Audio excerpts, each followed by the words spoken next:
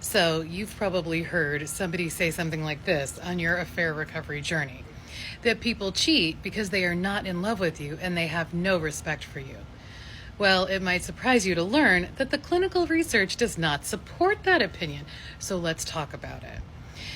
People cheat for very different reasons in dating relationships versus long-term committed relationships. Our best research and evidence shows us that about 70% of people in dating relationships cheat at one time or another. It's a pretty high number. But only 20% cheat in long-term committed relationships. And so, why do these people cheat? Is it just because they're not in love with you anymore? No, love rarely has anything to do with it. Usually people cheat because they're in some kind of emotional pain. It's emotional pain that could have begun in childhood, where they feel like they are not lovable or valuable or good enough, and that at some point you're going to leave them too, so they might as well line up the next person. Now, they might not be consciously thinking about that all the time, but they always sort of have this nagging feeling that they're not completely secure in the relationship. Other times, there's other kind of pain that's going on. I talk a lot about the affair Bermuda Triangle, and that's when three things happen at the same time that put people at high risk for an affair. And those three things are when they are not feeling good. Maybe they're depressed, they're anxious, something's going on with them.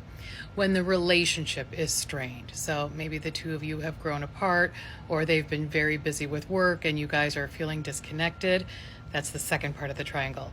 And then the third part is when there's some kind of trauma or some kind of trigger, like losing a business or losing a family member or getting a cancer diagnosis, that puts them in a world of pain, and they choose to seek out an affair as a way of coping with that pain. Now, no one answer is perfect for every person. There are lots of almost took the hat off with that one.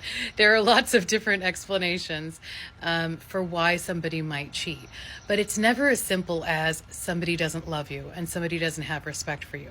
In fact, when we surveyed about 6,000 people about their affair attitudes and what was going on with them, most of the people, the majority, told us they did still love their partner during their affair, and that it wasn't about respect, it was about them behaving in a very, very selfish way to get their needs met at the time, and that what they should have been doing was talking to their partner about their feelings and their needs all along. They just didn't know how. All right, so tell me what you think about this. Let's keep talking about it.